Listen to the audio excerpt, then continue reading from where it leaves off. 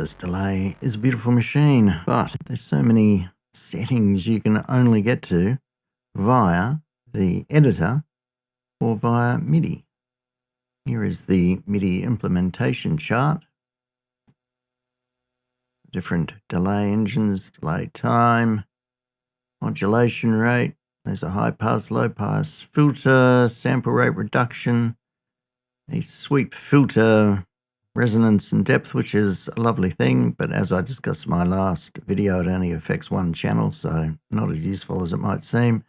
A lot of tape delays, simulation things, tremolo, pitch shift, pan, all sorts of interesting stuff.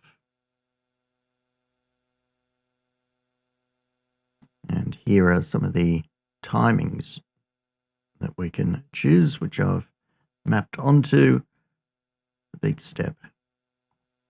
So lots of good stuff, but obviously not something which is going to be accessible via these knobs here, which are single function knobs. There's no second layer or alternate functions to them.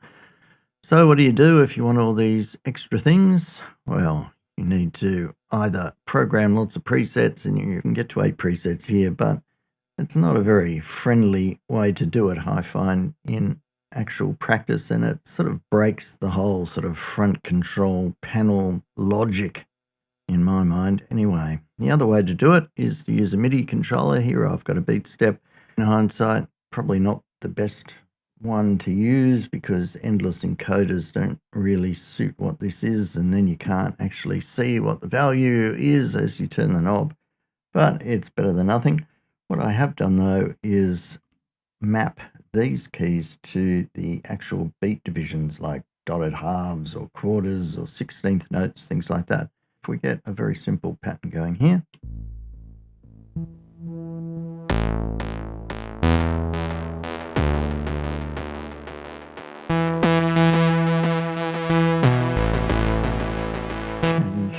Turn a bit of the modulation down.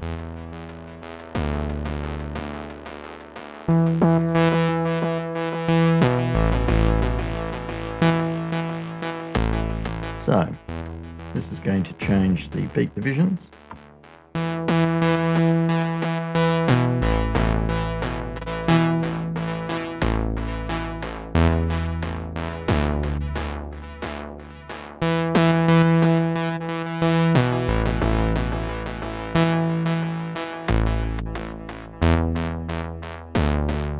Obviously, some work better than others.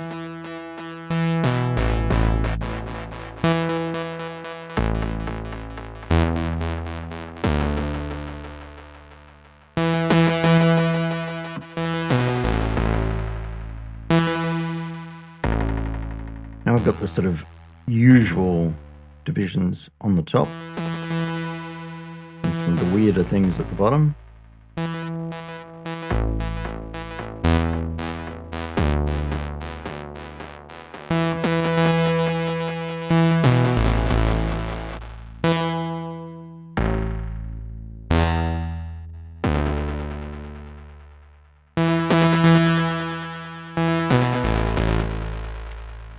So these are whole notes, dotted halves, half note, dotted quarters, quarters, dotted eighths, eighth notes, 16th golden ratio, inverse golden ratio, 32nd notes, triplets, and then these 4 I've mapped to the ratio of the second tap. So that's the same as the first tap, eighth note, dotted eighths and quarters. So if we play this, just put this on half notes, and that matches it to the same.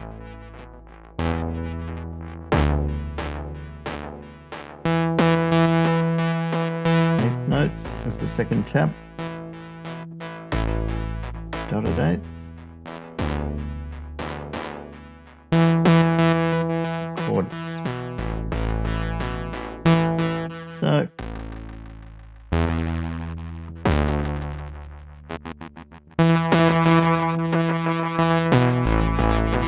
of fun with that. We can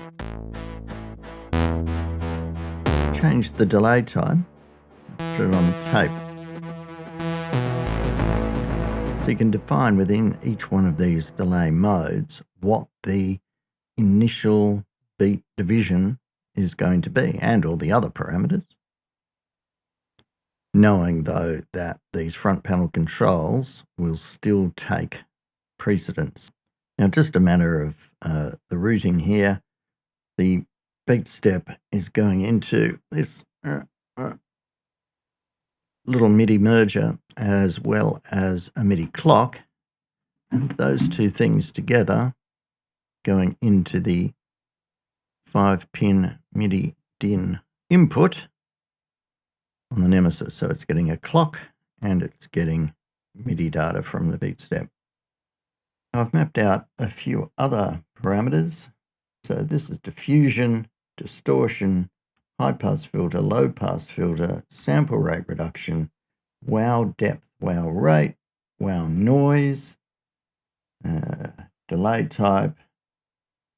Then I've replicated the three controls from here onto these knobs. So there's modulation, rate, depth, feedback, and the other four at the moment are blank. So, but I think that's plenty for a largish delay. But as I say, these being endless encoders aren't the best because you can't see what they're actually on. So for example, remove the high pass filter,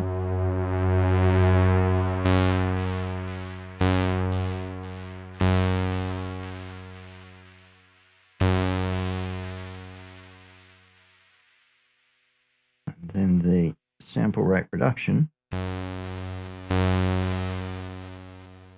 high pass filter off. It's about 4 or 5 turns before you can be confident you've actually got rid of it.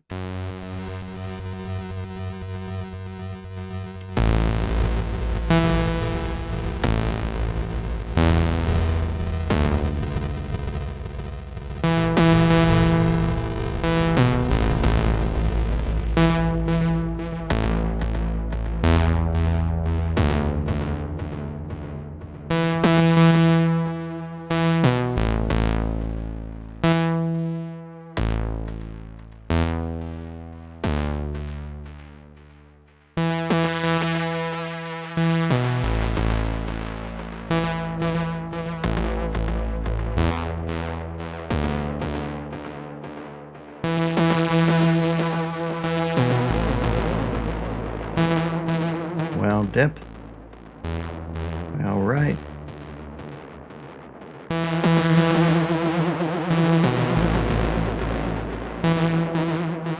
you'd want to label these at some point, maybe with an overlay, otherwise it's just going to be a whole bank of mystery knobs.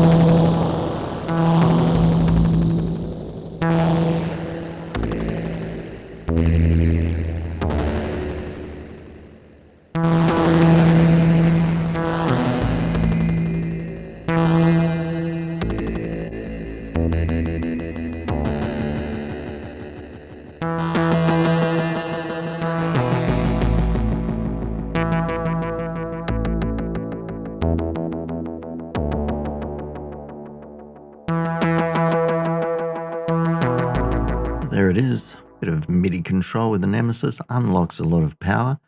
Now, if you've got even just something small like a few knobs on top of a keyboard, you could add a couple of pretty obvious ones for the Nemesis, like a high pass filter, maybe a high pass and a low pass, and the sample rate reducer is pretty interesting.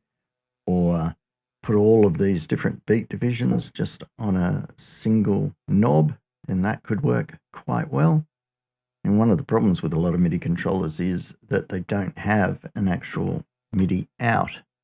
They've only got USB out, which then becomes a big problem because you've got to plug into your computer or a MIDI host so that you can then get a normal MIDI signal to go into the pedal. So suddenly your little slimline USB only unit isn't so slim anymore.